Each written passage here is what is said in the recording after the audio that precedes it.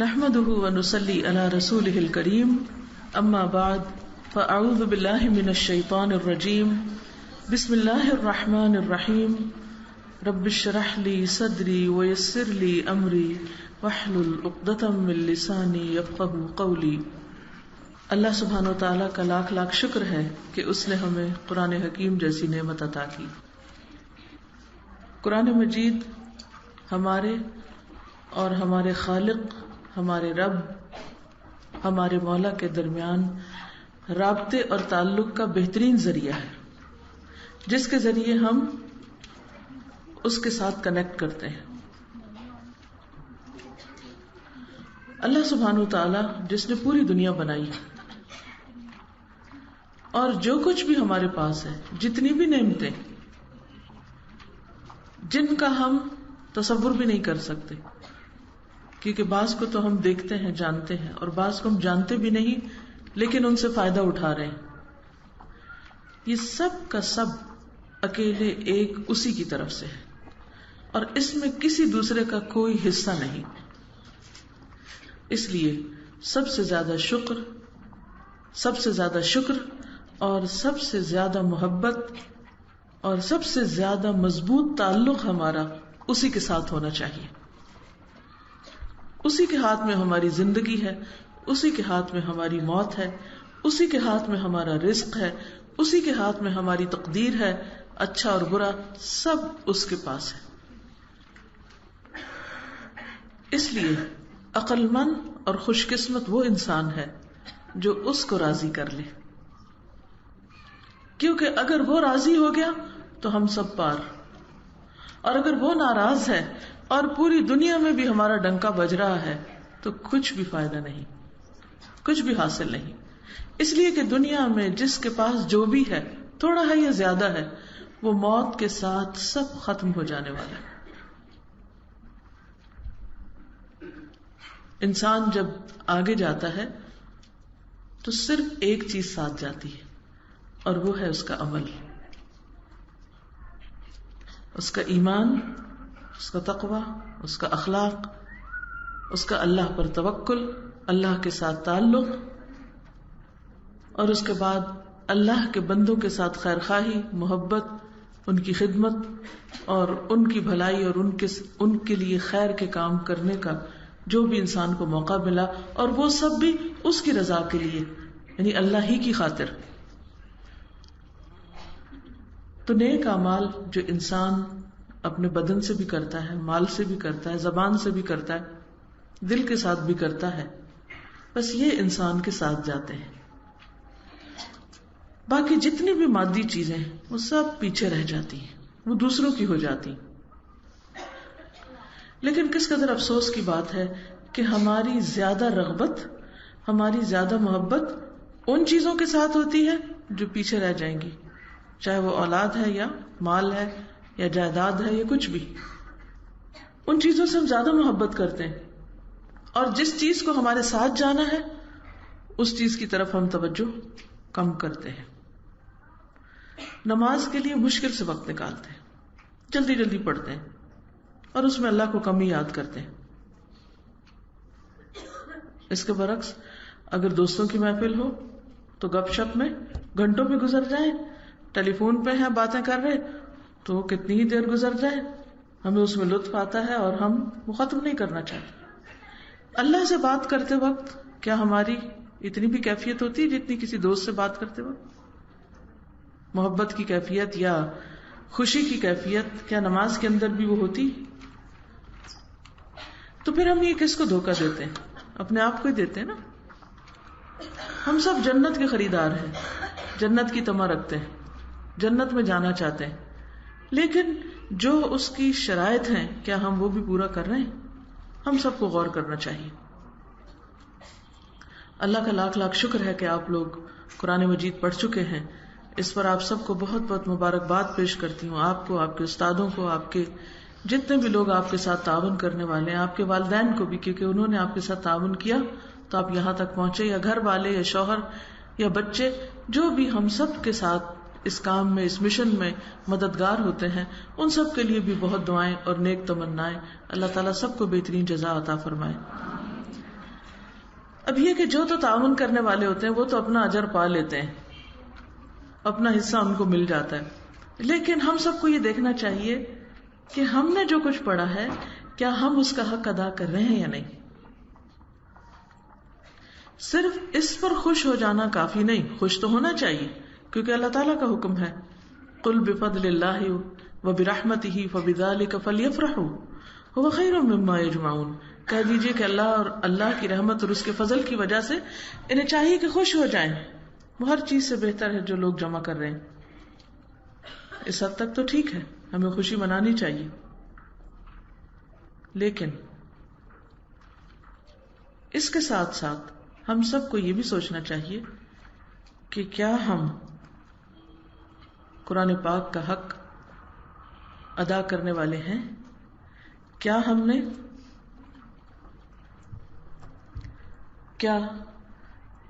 واقعی ہم نے اس کو پا کر، اس کو پڑھ کر، اس کو سمجھ لیا ہے، اس کو اچھی طرح جان لیا ہے، اور پھر جو یہ کہتا ہے اس پر ہم عمل بھی کر رہے ہیں؟ اور اگر پوری طرح ابھی دل مطمئن نہیں تو پھر کیا کرنا چاہیے کہ ہم اس کو اپنی آخری منزل نہ سمجھیں کہ بس ایک دفعہ پڑھ لیا اب بات ختم، کام ختم، بس فرض پورا ہو گیا. مجھے یاد ہے اچھی طرح کہ جب ہمارے اسکول کی ایک کلاس ختم ہوتی تھی، یعنی ایک جماعت ختم ہوتی، تو جتنی بھی کتابیں ہوتی تھیں، جو آخری امتحان کا دن ہوتا تھا اس دن ساری کتابیں اکٹھی کر کے وہ اسٹور میں رکھاتے تھے. ختم. اس کے بعد کبھی ان کو کھول کے نہیں دیکھا، شکر کرتے تھے ختم ہوا، جان چھوٹی. اور اسی طرح ہر سال 31 مارچ آتا تھا، جب ہم پڑھتے تھے اس وقت 31 مارچ کو رزلٹ نکلا کرتا تھا، اور ہر سال یہی کئی سالوں تک یہی عمل ہم دہراتے رہے کہ کتابیں سمیٹ کے ایک طرف رکھتے رہے. لیکن قرآن مجید کے ساتھ یہ معاملہ نہیں کیا جا سکتا کہ کورس ختم، کلاس ختم، کام ختم، قرآن ختم، اور بس اب ختم ہی ختم، اور اس کو اٹھا کے کہیں رکھ دیا جائے. ہرگز نہیں، ایسا نہیں کر سکتے. بلکہ یہ تو ایک دفعہ جب سمجھ کے پڑھ لیا جاتا اور یہ مکمل ہو جاتا تو اس کے بعد پھر ہم اس کو دوبارہ خوشی کے ساتھ کھولیں کہ اب جب میں شروع کر رہی ہوں تو اب میرے لیے کتنا آسان ہو گیا کہ میں جہاں سے بھی چاہوں پڑھوں. اچھا، جنت میں اللہ سبحانہ وتعالیٰ نے حضرت آدم اور حوا کو جب بھیجا تھا تو آپ نے قرآن مجید میں پڑھا کہ اللہ تعالیٰ نے ان کو کیا کہا تھا کہ جاؤ جہاں سے تمہارا جی چاہے کھاؤ. اب آپ دیکھیے کہ آپ نے کئی باغ دیکھے ہوں گے، اور اس باغ میں چاہے اپنا ہو چاہے کسی اور کا، امی ابا کا بھی باغ ہو نا، تو آزادی سے نہیں اندر جانے دیتے. وہ یہ نہیں کہتے جہاں سے جی چاہے کھاؤ، وہ کیا کہتے ہیں سارے درخت خراب نہیں کرنے، بس یہ ایک گھر کے کھانے والوں کے لیے، باقی جائے گا بکنے کو. اللہ سبحانہ وتعالیٰ نے جنت ایسی جگہ رکھی ہے جہاں انسان کو کہا جائے گا جاؤ جہاں سے جی چاہے کھاؤ. تو وہ خوشی کی کیا کیفیت ہوگی؟ کیونکہ کسی بھی جگہ جا کر اگر انسان پہ پابندیاں لگ جائیں نا، یہ نہ کرو، وہ نہ کرو، ایسا نہیں کرنا، ویسا نہیں کرنا، تو انسان کا دل گھبرانے لگتا ہے، چاہے وہ کتنی خوبصورت جگہ کیوں نہ ہو. لیکن خوشی کی ایک وجہ انسان کو ملنے والی ایک مکمل آزادی بھی ہے جو جنت میں انسان کو ملے گی، جہاں کوئی ریسٹرکشن نہیں. اب آپ دیکھیے اسی کیفیت کو، خوشی کی اس کیفیت کو آپ امیجن کریں کہ میں جہاں سے جو جی چاہے لوں. یہ تو پھل ہیں جنت کے جن کو دیکھ کے انسان خوش ہوتا ہے، یہ جنت کے باغ ہیں. لیکن قرآن کی شکل میں ہمارے پاس ایک اور باغ بھی ہے کہ جس کو ہم جہاں سے جی چاہے کھولیں، جی چاہے پڑھیں، جی چاہے دیکھیں، اور جہاں سے جو چاہیں ہم حاصل کریں، سارا ہی سمجھ میں آتا ہے. اور اس کے پھل جس کو نصیب ہو جائیں اور جس کو یہ سمجھ میں آنے لگے، وہ حقیقی معنوں میں بڑا خوش قسمت ہے. اور وہ بھی اسی طرح خوش ہوتا ہے کہ کوئی صفحہ کھولتا ہے، کوئی پارہ کھولتا ہے، کوئی سورت کھولتا ہے، کہیں سے بھی کھولتا ہے، ایک عجیب لطف آتا ہے، اٹھاتے ہی مزہ آ جاتا ہے. لیکن یہ کون کر سکتا ہے؟ یہ مزہ کون اٹھا سکتا ہے؟ یہ خوشی کس کو مل سکتی؟ جس نے سبق اچھی طرح یاد کیا ہو، جس کو پھر اچھی طرح سمجھ آ گیا ہو. الحمدللہ ایک مرتبہ آپ نے پڑھا، آپ کو سمجھ آیا کچھ، لیکن اپنا ٹارگٹ یہ رکھے، گول یہ رکھے کہ میں نے اس کو اتنی دفعہ پڑھنا ہے، اتنی دفعہ اس کو سمجھنا ہے کہ بس پھر میں جہاں سے کھولوں مجھے فوراً سمجھ میں آ جائے. اور یہ کچھ مشکل نہیں، اس کے لیے بس ایک مسلسل لگاتار محنت اور اس کے ساتھ مضبوط تعلق چاہیے. اور جس طرح آپ زندگی کے اور بہت سے کام کرتے رہتے ہیں، اگر وقت کا کچھ حصہ اس کام کے لیے بھی لگا لیں تو جو آپ کو ملے گا وہ بے مثال. آج صبح کراچی سے ایک فون آیا مجھے، بچی تھی بہت پریشان، کہنے لگی کہ کچھ دن سے میرا بہت دل گھبرانے لگ گیا اور ایک ڈپریشن کی سی کیفیت ہے اور کچھ سمجھ میں نہیں آتا. میرے گھر والے مجھے ہاسپٹل لے گئے، انہوں نے نیورو سرجن کا بتایا، اب میری MRI ہوگی، اب معلوم نہیں کیا سے کیا آگے سلسلے. میں نے کہا آپ کو کچھ بھی نہیں ہے، آپ کے ہاتھ میں آپ کے پاس علاج موجود ہے. آپ ایک کام کریں، قرآن پڑھنا شروع کریں اور پڑھتی جائیں اور پڑھتی جائیں. ساتھ پانی رکھ لیں اور تھوڑی تھوڑی دیر میں اس کو پیتی جائیں. اور جب آپ سمجھے کہ آپ کا دل ہلکا ہو گیا، آپ کا غم دور ہو گیا، آپ کو خوشی ہونے لگ گئی، کیونکہ فَبِذَلِكَ فَلْيَفْرَحُوا، یہ قرآن خوشی دیتا ہے، اس کو پا کر حقیقت میں خوشی ملتی. میں نے کہا میں آپ کو گارنٹی دیتی ہوں کہ اسی کے پڑھتے پڑھتے پڑھتے آپ بالکل ٹھیک ہو جائیں گے، کیونکہ اللہ سبحانہ وتعالیٰ نے خود اس کے بارے میں فرمایا کہ یہ شفا ہے، یہ رحمت ہے، یہ اللہ کا فضل ہے.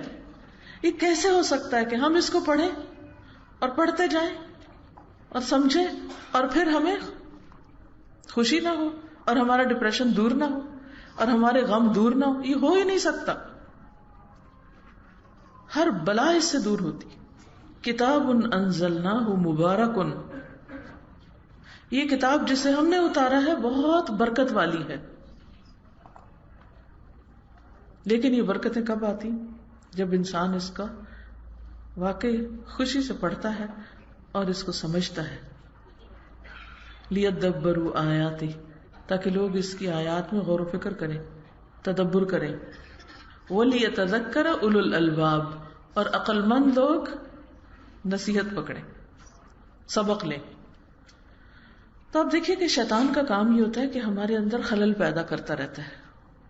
وہ جو وسوسوں کی نجاست ہوتی ہے اس سے ڈپریشن ہوتا ہے، اس سے غم آتا ہے، وہ خوف زدہ کرتا ہے، پریشان رکھتا ہے، لوگوں سے ڈراتا ہے، مستقبل سے ڈراتا ہے، طرح طرح کے خیالات دل میں ڈالتا ہے اور آپ کو ہر وقت فکر مند رکھتا ہے.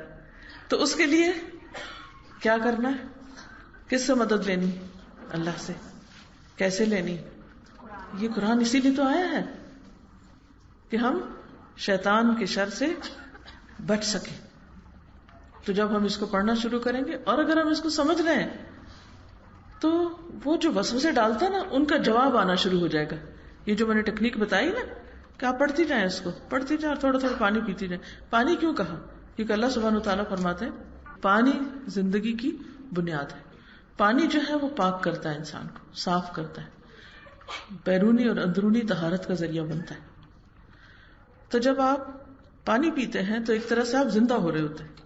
آپ کے اندر وہ جو ایک عجیب سی کیفیت ہوتی ہے اس کیفیت کو بھی دور کرتا ہے. اور ساتھ قرآن، انشاءاللہ کوئی غم، دکھ، بیماری، پریشانی نہیں رہے گی. اب آپ دیکھیے کہ قرآن پاک تو برکت والی ہے، رحمت ہے، ہدایت ہے، فضل ہے، بہت سی بھلائیاں اس کے ساتھ بندھی ہوئی ہیں. لیکن بعض اوقات ہمیں اس طرح فائدہ نہیں ہوتا. وہ کیوں؟ کیا اس میں قرآن مجید کا کوئی قصور ہے یا ہم میں کوئی غلطی ہو سکتی ہے؟ ہم میں کوئی کمی ہو سکتی. اگر قرآن پڑھ کے بھی آپ کو فائدہ نہیں ہو رہا، آپ کی جسمانی، روحانی اور آپ کی جو اندر کی نفسیاتی جذباتی کیفیات ہیں ان کی بہتری نہیں ہو رہی، تو پھر there is something wrong with us, ہمارے ساتھ کچھ مشکل ہے. اس کو دور کرنے کی ضرورت ہے. ایک حدیث میں آتا ہے، ابو سعید خدری رضی اللہ عنہ روایت کرتے ہیں، صحابی ہیں یہ، کہ میں نے رسول اللہ صلی اللہ علیہ وسلم کو فرماتے ہوئے سنا، 60 سال بعد نااہل لوگ پیدا ہوں گے. یعنی حضور صلی اللہ علیہ وسلم کی وفات کے 60 سال بعد نااہل لوگ پیدا ہوں گے جو نماز کو ضائع کر دیں گے. کیونکہ آپ کے زمانے میں اور صحابہ کے زمانے میں تو سوال ہی پیدا نہیں ہوتا تھا کہ کوئی یہ سوچے کہ نماز چھوڑ دے، کیونکہ وہ تو اسلام کا ایک پلر ہے نا، پلر ہٹا دے تو عمارت نیچے، آپ تو مسلمان ہی باقی نہیں رہیں گے. کہا وہ نماز کو ضائع کر دیں گے، اپنی خواہشات کی پیروی کریں گے اور جہنم کے گڑھے میں جا پڑیں گے. جیسے قرآن پاک میں بھی آتا ہے کہ فخلف من بعدهم خلف اضاعوا الصلاة واتبعوا الشهوات فسوف يلقون غیا.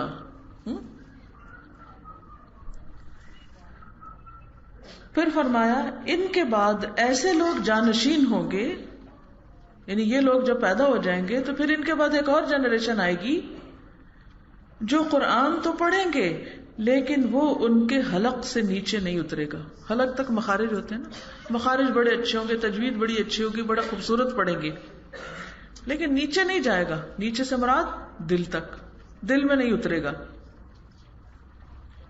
اور قرآن کریم کی تلاوت 3 طرح کے لوگ کرتے ہیں. لوگوں کی 3 قسمیں ہیں جو قرآن پڑھتے ہیں: مومن، منافق اور فاجر. فاجر کس کو کہتے ہیں؟ گناہگار آدمی کو، فسق و فجور کرنے والا. حدیث کے راوی کہتے ہیں میں نے ولید سے پوچھا یہ 3 لوگ کیسے ہیں؟ انہوں نے کہا کہ منافق تو اس کا منکر ہوتا ہے، منافق تو اس کا منکر ہوتا ہے، وہ پڑھتا ہے مگر اندر سے اس کو یقین نہیں ہوتا، شک ہوتا ہے. کیونکہ منافق کی علامت کیا ہے؟ بظاہر اگر وہ کہتا بھی ہے کہ ہاں میں اس کو مانتا ہوں، وَمِنَ النَّاسِ مَن يَقُولُ آمَنَّا بِاللَّهِ وَبِالْيَوْمِ الْآخِرِ وَمَا هُمْ بِمُؤْمِنِينَ، وہ کہتے ہیں ہم ایمان لاتے لیکن وہ مومن نہیں ہوتے.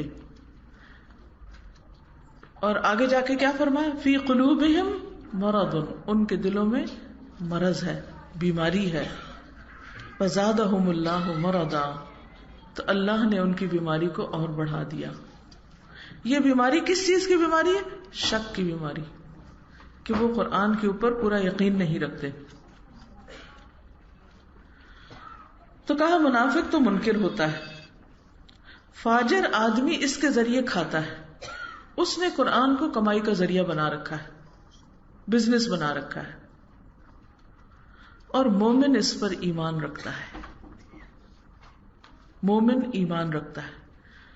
تو مومن وہ ہے جو قرآن کی تلاوت اللہ کی خوشنودی کے لیے کرے، لوگوں کی تعریف حاصل کرنے کے لیے نہیں، شہرت کا ذریعہ نہیں، لوگوں میں بہت امپورٹنٹ چیز بننے کے لیے نہیں، بلکہ کس لیے؟ اللہ کی خاطر. تو قرآن پڑھنے والوں کی 3 قسمیں ہو گئیں. پہلے زمانے میں بھی اور میرا خیال ہے آج کل بھی یہ رواج ہوتا ہے کہ بعض لوگ جب انہوں نے بھیک مانگنی ہوتی ہے تو وہ کیا کرتے ہیں؟ قرآن کی تلاوت شروع کر دیتے ہیں. مجھے یاد ہے اچھی طرح ہمارے گاؤں میں کچھ ایسے بھکاری گزرتے تھے کہ جو بلند آواز سے گلیوں میں قرآن سنا رہے ہوتے تھے، تلاوت کر رہے ہوتے تھے. اچھا جب وہ تلاوت کر رہے ہوتے تھے تو لوگ سن کے تو وہ کوئی آٹا لے کے جا رہا ہے، کوئی چیز، تو وہ جا کے ان کو دیتے تھے. وہ یہ نہیں کہتے تھے کہ ہمیں کچھ دو، وہ کیا کرتے تھے؟ تلاوت کرنے لگ جاتے. تو انہوں نے تلاوت سیکھی یا تلاوت کرنے کا طریقہ اختیار کیا کس لیے؟ لوگوں کو متوجہ کرنے کے لیے. اس کو انہوں نے اپنی آمدنی کا ذریعہ بنا لیا. تو اگر آپ صرف اس لیے اچھی قرات کر رہے ہیں، تلاوت کر رہے ہیں، سنا رہے ہیں تاکہ اس کے ذریعے لوگ آپ کو مال دیں، تو یہ فجور ہے. پھر قرآن سیکھنے والوں کی 3 اقسام ہیں. ابو سعید خدری ہی سے روایت ہے، انہ سمع النبی صلی اللہ علیہ وسلم یقول تعلموا القرآن وصلوا اللہ بہ الجنہ وصلوا اللہ بہ الجنہ قبل ان يتعلمه قوم يسألون به الدنيا فإن القرآن يتعلمه 3: رجل يباهي به ورجل يستأكل به ورجل يقرأه لله. نبی صلی اللہ علیہ وسلم نے فرمایا قرآن سیکھو. الحمدللہ ہم نے اس حکم پر عمل کیا، اور اس کے ذریعے اللہ سے جنت کا سوال کرو. یعنی جب قرآن پڑھو یا پڑھاؤ تو کیا چاہو کہ اللہ میں اس کے بدلے میں کیا چاہتی ہوں؟ بتائیے. آپ بتائیں گے، ادھر ادھر دیکھنے سے تو نہیں بات بنی. آپ اپنے منہ سے بولیں گے تو مجھے سمجھ آئے گی. کیا کرنا ہے آپ نے؟ جنت. ٹھیک ہے. اچھا، ہمارے ہاں عام طور پر کیا ہوتا ہے کہ لوگ قرآن پڑھ کر کیا کرتے ہیں؟ یا جن بوت صرف اگاتے ہیں، یا اور کیا کرتے ہیں؟ ہاں؟ یا کوئی فوت ہو جائے تو سکت پڑھتے ہیں اس کو ثواب دینے کے لیے، یا پھر ہاں پڑھ کے یا بلا دیتے ہیں. صحیح. بہرحال یہاں پر آپ دیکھیے کہ آپ نے فرمایا کہ تم جب سیکھو، پڑھو اس کو، تو کیا کرو؟ اللہ جنت عطا کر، یعنی جنت کا شوق لگ جائے. یعنی قرآن اس کے دل میں اترا نظر آتا ہے جس کو جنت کا شوق لگ جائے، جس کے لیے جنت منزل بن جائے، اور دنیا کی لالچ سے نظر اٹھ جائے، نیچے سے نظر اٹھ جائے، اوپر ہو جائے نظر. کل ہم لاہور میں تھے تو کسی نے ایک بچی سے ملوایا اور کہا کہ یہ بچی ایسٹروناٹ بننا چاہ رہی تھی اور یہ چاہتی تھی کہ میں چاند پر جاؤں. تو پھر یہ قرآن پڑھنے لگی. تو میں نے کہا کہ آپ نے تو بڑا اچھا سودا کیا ہے کہ چاند سے بھی اوپر کی منزل اپنے لیے پسند کر لی. یعنی ایک تعلیم ہے جو آپ کو بس چاند تک لے جائے گی، اور ایک تعلیم ہے جو آپ کو چاند سے بھی اوپر لے جائے گی. جنات الفردوس، جنت عدن، بلند جنتیں. تو اب یہ ہم پر ہے نا کہ ہم کیا سودا کرتے ہیں، کیا چاہتے ہیں، کیا پسند کرتے ہیں اپنے لیے، کہاں تک ہے نگاہ ہماری، اس کے بدلے میں کیا چاہتے ہیں. تو اپنے سے کہا کرے کہ جنت سے کم کسی چیز پر راضی نہیں. فرمایا قرآن سیکھو اور اس کے ذریعے اللہ سے جنت کا سوال کرو. اس سے پہلے کہ ایسے لوگ آئیں جو اس کے ذریعے دنیا کا سوال کریں، یعنی اس کے ذریعے دنیا مانگے. یقیناً 3 طرح کے لوگ قرآن سیکھتے ہیں. قرآن سیکھنے والوں کی 3 قسمیں ہوتی ہیں. نمبر 1، وہ جو اس کے ذریعے فخر کرتا ہے، جی میں قرآن پڑھ گیا ہوں. ہم نے ایسا نہیں بننا. قرآن ہمارے عمل میں نظر آئے اور اس کی خوشبو ہم سے آئے، نہ کہ ہمیں یہ بتانا پڑے جی میں قرآن پڑھا ہوں، تم مجھے کیا سمجھتے ہو. یعنی یہ فخر کا ذریعہ نہ بنے. دوسرا جو اس کے ذریعے کھاتا ہے، اس نے اسے دنیا کمانے کا ذریعہ بنا رکھا ہے. تیسرا وہ جو اللہ کی خاطر پڑھتا ہے، اللہ کی خاطر سیکھتا ہے. تو عام طور پر ایسا ہوتا ہے نا، جب ہم دنیا کی کوئی ڈگری لے لیتے ہیں تو پھر ہمارے اندر کیا آ جاتا ہے؟ تکبر، غرور. اور اس کی علامت کیا ہوتی ہے کہ ہم اپنے آپ کو دوسروں سے اچھا سمجھنے لگتے ہیں. یہ چیز نہیں آنی چاہیے. اپنے آپ کو چیک کرنا ہے. جب دل میں شیطان یہ خیال ڈالنے لگے کہ ہائے تم تو اتنی نیک ہو گئی ہو اور تم اب دوسروں سے زیادہ اچھی ہوگی، دوسرے تو بے وقوف ہیں، ان کو تو پتہ ہی کچھ نہیں، وہ تو جاہل ہیں، وہ تو ایسی خرابیاں کرتے ہیں اور ایسے ہیں اور ویسے ہیں، اور میں ان سب سے اچھی ہوں، میں تو اپنے پورے خاندان میں واحد ہوں جو قرآن پڑھی ہوئی ہوں، باقی سب جاہل ہیں. ایسے وسوسے جب شیطان ڈالے تو کیا کرنا ہے؟ توبہ توبہ کرنی ہے کہ یا اللہ توبہ، میرے اندر کوئی غرور نہ آئے. یا اللہ مجھے قرآن کا عامل بنا دے اور اس کے ذریعے تو مجھ سے راضی ہو جا، میرے اندر کوئی غرور نہ آئے، یہ خیال بھی نہ آئے کہ میں دوسروں سے اچھی ہوں. بعض ایسے لوگ ہوتے ہیں جن کے پاس علم کم ہوتا ہے مگر عمل بہت ہوتا ہے، وہ ان سے زیادہ بہتر ہے کہ جن کے پاس علم ڈھیروں ڈھیر ہے اور عمل کچھ بھی نہیں. تو جو بھی اللہ نے دیا اس کا شکر، لیکن اب کرنا کیا ہے؟ اس کے ذریعے کیا کرنا ہے؟ بولے نا. جنت کا سودا کرنا ہے اور کیا کرنا ہے؟ اپنے آپ کو بڑا نہیں سمجھنا، اپنے اوپر فخر نہیں کرنا، ٹھیک ہے، اور شکر کرنا ہے. یعنی جس وقت آپ کو یہ خیال آنے لگے نا کہ آپ کو تو دوسروں سے زیادہ پتا ہے، کہ توبہ اللہ، میں زیادہ اچھی تو نہیں ہوں مگر اللہ تیرا شکر کہ اگر تو نے مجھے علم زیادہ دے دیا.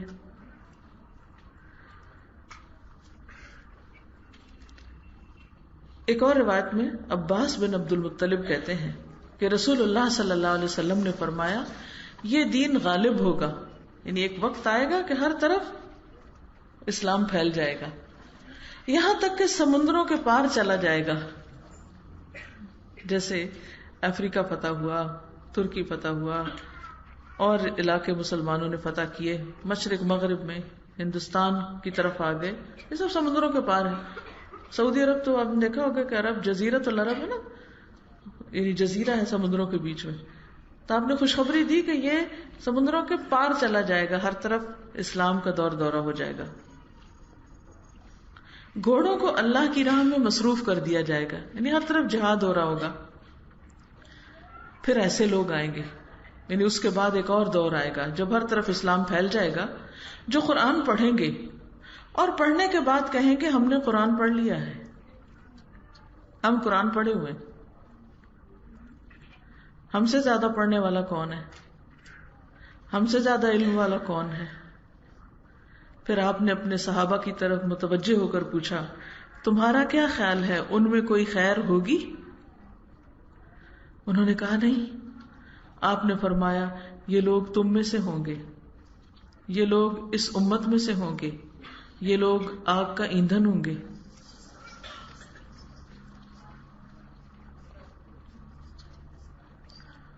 تو فخر تو آنا ہی نہیں چاہیے، غرور تو آنا ہی نہیں چاہیے. ہمیشہ اپنے اندر عاجزی رکھیں،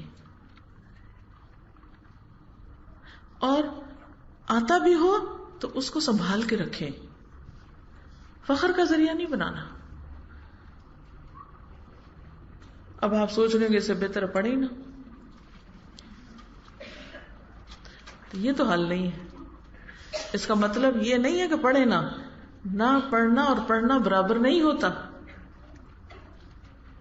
پڑھنے والے نہ پڑھنے والوں سے بہرحال بہتر ہوتے ہیں، لیکن پڑھ کر فخر کرنے والوں سے وہ بہتر ہوتے ہیں جو پڑھ کے فخر نہ کریں، عمل کریں. تو اب آپ نے کون سی جگہ پہ رہنا ہے؟ پڑھنا نہیں پڑھنا ہے، پڑھ کر فخر نہیں کرنا، پڑھ کر عمل کرنا ہے، اور اس کے ذریعے جنت مانگنی ہے، جنت کا سوال کرنا ہے. تو یہ ہے نا کرنے کا کام، ٹھیک ہے.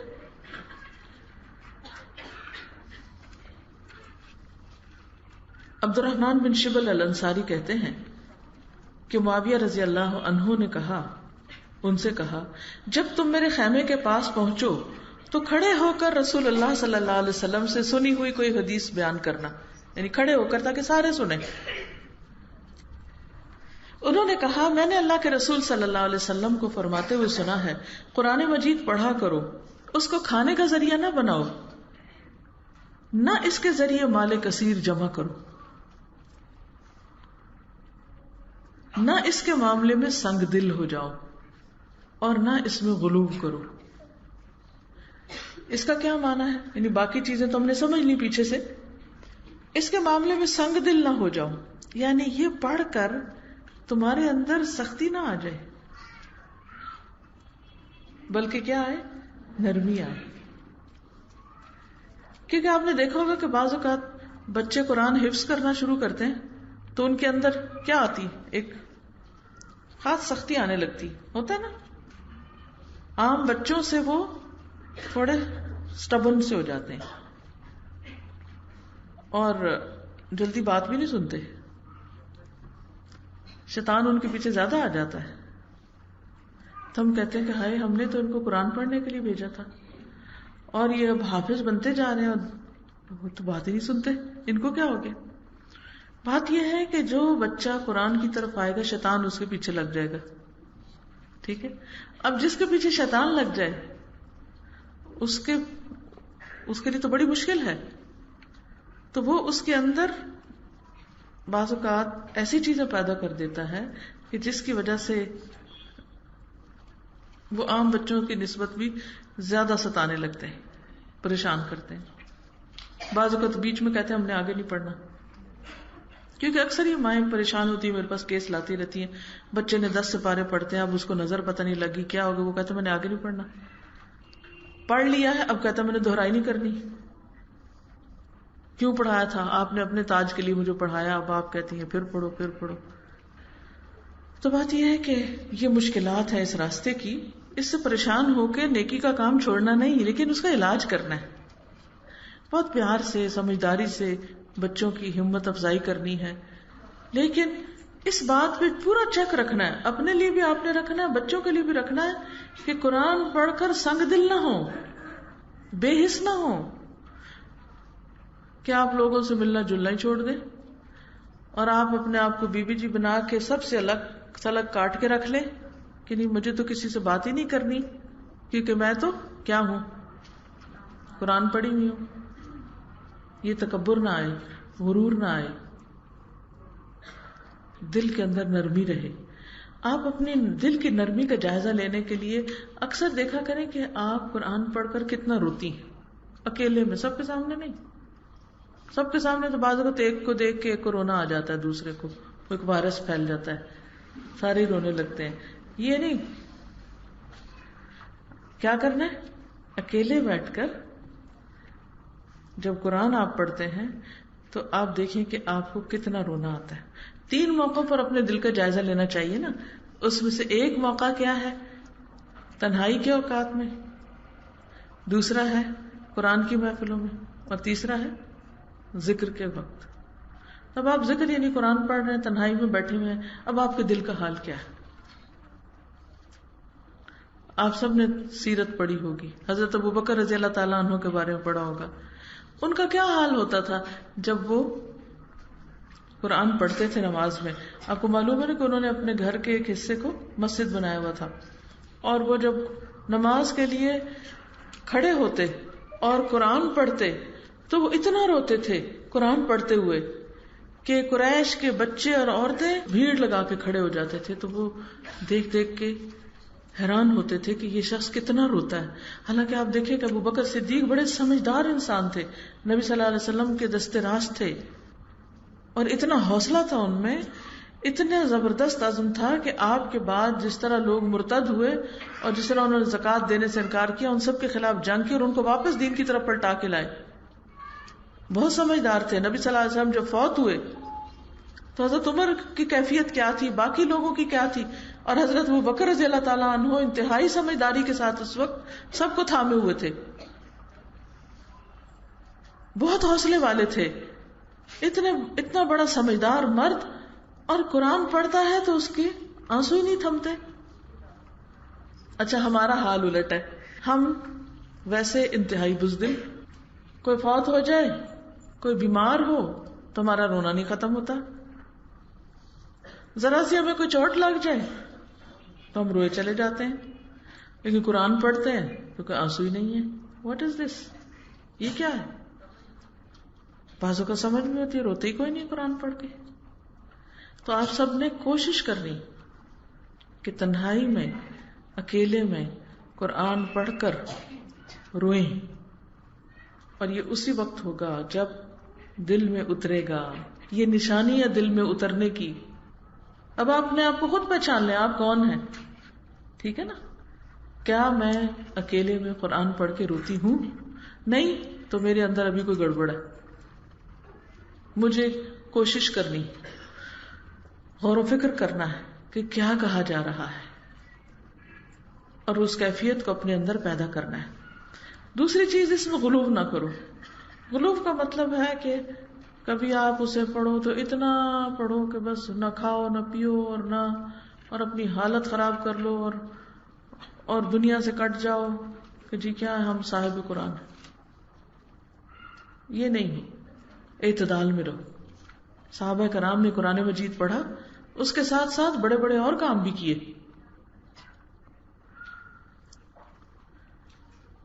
پھر اسی طرح ایک اور حدیث ہے، نبی صلی اللہ علیہ وسلم نے فرمایا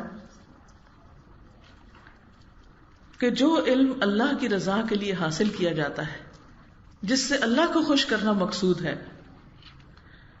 جس نے اسے دنیا کا مال و متاع حاصل کرنے کے لیے سیکھا، اسے قیامت کے دن جنت کی خوشبو بھی نہ آئے گی. جنت کی خوشبو بھی نہیں. جنت کہاں سے؟ جنت ملنا تو دور کی بات، جنت کی خوشبو بھی نہ آئے گی. اس لیے قرآن مجید کا سیکھنا اور سکھانا خالصتاً کس کے لیے ہو؟ اللہ کی رضا کے لیے، کہ میرا رب مجھ سے راضی ہو جائے، وہ خوش ہو جائے. اچھا اب آپ بتائیے کہ جب اللہ آپ سے راضی ہو جائے تو اس کے بدلے میں آپ کو دنیا میں کچھ ملے گا؟ آخرت میں کچھ ملے گا؟ جس سے رحمان محبت کرے اس کے لیے کوئی کمی ہو سکتی ہے کسی چیز؟ نہیں ہو سکتی. اس کو سب سے پہلے تو اس کا دل غنی ہو جاتا ہے، اس کے اندر ایک بے نیازی آ جاتی ہے، وہ دنیا کی غلامی سے نکل آتا ہے، وہ نفس کی غلامی سے نکل آتا ہے، وہ اپنی خواہشات کی غلامی سے نکل آتا ہے. اللہ اور اس کا رسول اسے ہر چیز سے زیادہ محبوب ہو جاتے ہیں. ان کی خوشی کے لیے وہ ہر چیز قربان کرنا جانتا تھا کہ اپنی جان بھی اس کے لیے دینا کچھ مشکل نہیں ہوتا. تو یہ نہیں فکر کرنی چاہیے کہ اچھا پھر ہمارا بنے گا کیا، پھر ہم کھائیں گے کہاں سے، پھر ہماری ضروریات کہاں سے پوری ہوں گی. رازق کون ہے؟ تو اس پہ یقین نہیں کہ وہ رزق دے گا آپ کو. اس کے بس ایک دروازہ نہیں، بہت سے دروازے. اچھا مثلاً اگر ایک مثال ہے چھوٹی سی، آپ کی کوئی بھی ضرورت ہے، کوئی بھی آپ کو دکھ ہے، تکلیف ہے، پریشانی ہے، کچھ چاہیے آپ کو. مثلاً میں کہتی یا اللہ مجھے ایک گاڑی دے دے، ٹھیک ہے نا، اپنے لیے گاڑی مانگ رہی. کوئی مجھے کہے ہے تمہارے پاس پیسے تو ہے نہیں تو تم گاڑی مانگ رہی ہو اللہ سے؟ بندوں سے نہیں، اللہ سے. ہاں اللہ سے گاڑی مانگ رہی، پھر پیسے ہی نہیں تمہارے پاس، تم گاڑی کیسے مانگ رہی؟ میرے پاس نہیں ہے نا، اللہ کے پاس تو ہے نا. اور اللہ کی نظر میں گاڑی کتنی بڑی چیز ہے؟ تنکے جتنی، اس سے بھی چھوٹی ہے نا. اگر مثلا میں کہوں یا اللہ مجھے سونے کا پہاڑ دے دے تو میں تیرے راستے میں خرچ کروں، مثلا وہ سونے کا پہاڑ اللہ کی نظر میں کیا چیز ہے؟ کچھ نہیں نا. لیکن جب ہم مانگتے ہیں نا کوئی چیز تو ہم ڈرتے ہیں، ہم کہتے ہیں ہائی یہ بہت بڑی چیز ہے، یہ تو پتہ نہیں مجھے ملے گی کہ نہیں. یقین ہی کوئی نہیں نا، شک میں رہتے ہیں. لیکن وہ اللہ کے نزدیک کچھ بھی نہیں ہے، کچھ بھی نہیں ہے. لیکن اگر آپ ہاں یہ اللہ کو بندوں سے کی طرح سمجھے نا کہ اگر آپ کسی بندے سے کچھ مانگے تو وہ نہیں دیں گے، ان کے پاس ہوگا بھی نا تو وہ کبھی نہیں دیں گے آپ کو. وہ کہیں ہم کیوں دیں گے، وہ ہمارے جیسے ہو جائے، شریک ہو جائے ہمارے. لیکن اللہ ایسا نہیں ہے. تو جب قرآن پڑھیں اور پڑھائیں بندوں سے بے نیاز ہو جائیں، بندوں کی غلامی نہ اختیار کریں، بندوں کے مال پہ ہرگز نظر نہ رکھیں، بندوں کی چیزوں کا کبھی لالچ نہ کریں. چاہے کسی کے ہاتھ میں ہیرو کی انگوٹھی ہو، چاہے کسی کے پاس ہزاروں کا ڈریس ہو، چاہے کسی کے پاس سب سے لیٹسٹ گاڑی ہو، قطعاً اس کا لالچ آپ کے دل میں نہ آئے. کہیں گے میں ان سے کیوں توقع رکھوں، میں اس سے کیوں نہ مانگوں جس نے ان کو دیا ہے. جو ان کو دے سکتا ہے وہ مجھے نہیں دے سکتا؟ دے سکتا ہے نا. تو یہ جتنی بھی حدیثیں اور جس میں ہمیں اس چیز سے روکا گیا ہے کہ قرآن پڑھ کے ہم لالچ نہ رکھیں، یہ اس لیے ہے تاکہ ہم اس غلامی سے باہر نکل آئیں اور ساری توقع اللہ پہ رکھیں. جو اللہ پہ توکل کرتا ہے، جو اللہ سے توقع رکھتا ہے، وہ مایوس بھی نہیں ہوتا. وہ نا امید بھی نہیں ہوتا اور اس کے حوصلے ہمیشہ جوان رہتے، اور وہ اللہ کے بھروسے پہ بڑے بڑے کام شروع کر دیتا ہے. وہ کہتا ہے اللہ نے کرنا ہے نا، اللہ کا کام ہے، وہ کرا لے گا. میری ہمت کم ہے، بندوں کے پاس کام ہے، اس کے پاس کام نہیں. کیا نبی صلی اللہ علیہ وسلم کے پاس کوئی بڑے بڑے خزانے تھے؟ جو آتا تھا کیا کرتے تھے؟ اللہ کے راستے میں دے دیتے تھے. اچھا اب کیا ہے کہ بعض اوقات اپنے لیے بھی نہیں بچتا تھا. وہ ایک دفعہ حضرت عائشہ کے پاس جو ہے انہیں سارا دے دیا. مجھے شام ہوئی تو وہ خادمہ سے کہا کہ کوئی کھانے کی چیز ہے تو لاؤ. کہا کچھ بھی نہیں. تو کہا کہ اچھا وہ جو گوشت آیا تھا، کہا وہ تو سارا دے دیا تھا. تو اگر آپ کچھ کہتی تو بچا لیتے. آپ نے کہا ہی نہیں، ہم نے رکھا ہی نہیں. کیا غنا ہے. کس کے بھروسے پہ؟ اللہ کے بھروسے پہ کہ اللہ دیتا ہے. تو دین والوں کی، قرآن والوں کی ساری توقعات اور ساری کی ساری دعائیں کس سے ہونی چاہیے؟ اللہ سے. اور کسی کے مال سے کچھ لالچ نہ رکھے.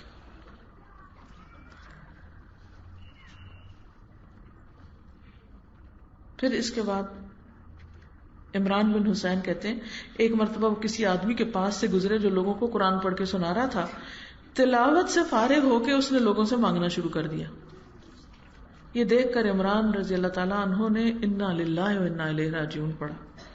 کہا اور فرمایا کہ میں نے نبی صلی اللہ علیہ وسلم کو فرماتے ہوئے سنا ہے جو شخص قرآن پڑھے اسے چاہیے کہ قرآن کے ذریعے اللہ تبارک و تعالیٰ سے سوال کرے، کیونکہ ان قریب ایسے لوگ آئیں گے جو قرآن پڑھ کر اس کے ذریعے لوگوں سے مانگیں گے.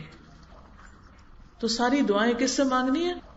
ساری کائنات کا جو بادشاہ ہے، جس کے لیے کوئی بھی چیز مشکل نہیں.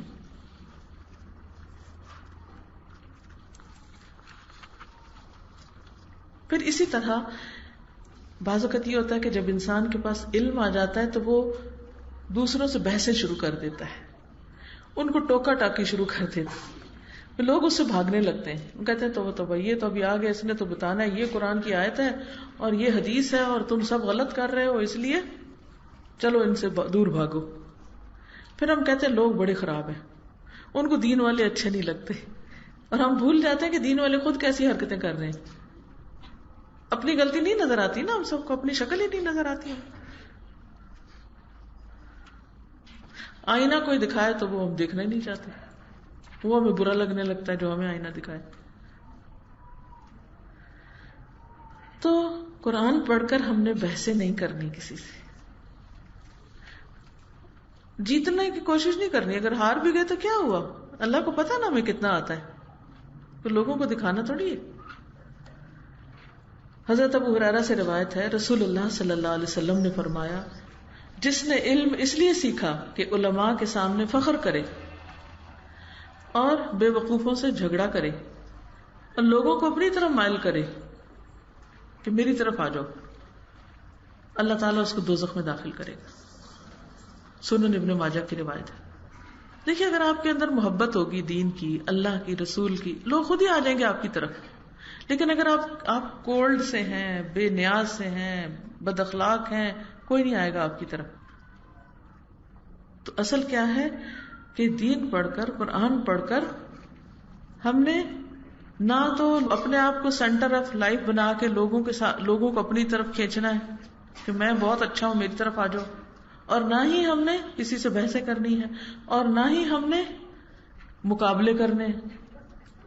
اچھا کئی لوگ قرآن پڑھ کے مقابلے شروع کر جاتے ہیں اندر سے، میں فلاں سے بہتر ہوں، یا ہمارا استاد فلاں کے استاد سے بہتر ہے، یا فلاں سے بہتر ہے، وہ اس کی یہ خوبی ہے، اس کی وہ. ان باتوں کی ضرورت کیا ہے؟ قرآن اس لیے تھوڑی پڑھتے. صحابہ کرام کا تو یہ اخلاق نہیں تھا، وہ ایسا نہیں کرتے تھے. ان چیزوں سے بھی بچنا چاہیے تاکہ اجر ضائع نہ ہو. اور آخری چیز، قرآن کو لے کے جھگڑنا نہیں چاہیے.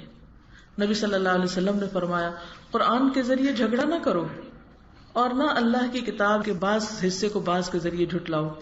اللہ کی قسم مومن قرآن کے ساتھ جھگڑا کرے گا تو مغلوب ہو جائے گا اور منافق غالب آ جائے گا. بعض اوقات ہوتا ہے نا لوگ ویسے شروع کر دیتے ہیں اور آپ قرآن کی آیتیں کوٹ کرنا شروع کر دیتے ہیں، تو ہو سکتا ہے وہ ایسی حجت بازی کرے تو اس وقت آپ اس کے جواب میں اور آیت نہ لا سکیں تو ایسا نہ ہو کہ پھر اس وقت یوں لگے کہ جیسے قرآن میں تو ہر بات کا جواب نہیں. تو کوئی بھی شخص آپ سے اگر قرآن کے بارے میں بحث مباحثہ یا جھگڑا کرنا شروع کرے تو وہیں چھوڑ دیں کہ نہیں مجھے نہیں کرنا، میں جاہل ہوں، مجھے نہیں آتا، آپ کسی عالم کے پاس چلے جائیں. ٹھیک ہے، اس کے ذریعے مقابلے بازی نہیں کرنی. تو اللہ تعالی ہم سب کو عمل کی توفیق عطا فرمائے. اس موقع پر آپ سب کے لیے یہ دعائیں جو ہیں یہ ایک طرح سے تحفہ ہیں، یہ سب کو مل چکی ہیں الحمدللہ. میں چاہ رہی تھی کہ اس میں سے کچھ دعائیں میں آپ کو پڑھا دیتی ہوں تاکہ پھر آپ لوگ اس کو انجوائے کر سکیں. میں چاہوں گی کہ کچھ دعاؤں کا لفظی ترجمہ بھی آپ کو آتا ہوں. ٹھیک ہے سب کو؟ الحمدللہ، گڈ. اچھا لگ رہا ہے آپ کے ہاتھوں میں بھی.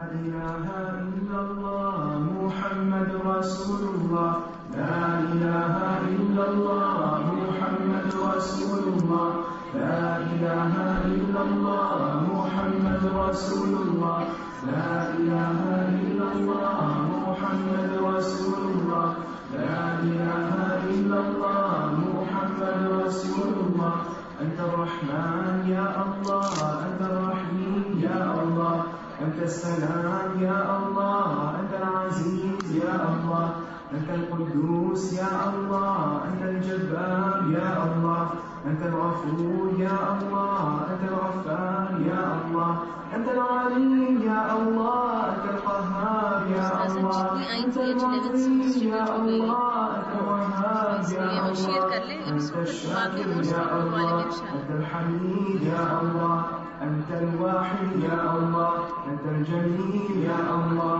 لا إله إلا الله محمد رسول الله لا إله إلا الله محمد رسول الله لا إله إلا الله محمد رسول الله لا إله إلا الله محمد رسول الله أنت الرزاق يا الله أنت السميع يا الله أنت الفتاح يا الله أنت البصير يا الله أنت المنان يا الله أنت الكريم يا الله أنت الجواد يا الله أنت الخبير يا الله أنت الحليم يا الله أنت الشكور يا الله أنت العظيم يا الله أنت الودود يا الله أنت الرقيب يا الله أنت القريب يا الله أنت الكريم يا الله أنت الكبير يا الله لا إله إلا الله محمد رسول الله لا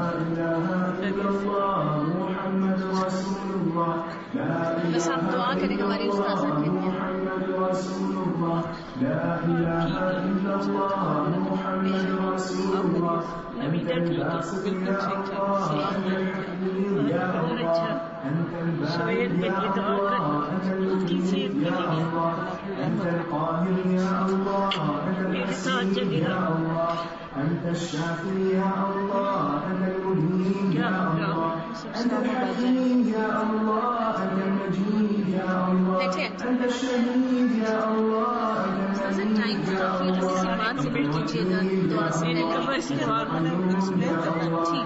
میری کمر کی يا الله أنت الصبور يا الله لا إله إلا الله محمد رسول الله لا إله إلا الله محمد رسول الله لا إله إلا الله محمد رسول الله لا إله إلا الله محمد رسول الله لا إله إلا الله محمد رسول الله لا إله إلا الله محمد رسول الله. اس کے شروع میں ایک حدیث ہے ان النبی صلی اللہ علیہ وسلم قال تعاہد القرآن فوالذی نفس محمد بیدہ لہو اشد تفلتا من الابل فی عقلها.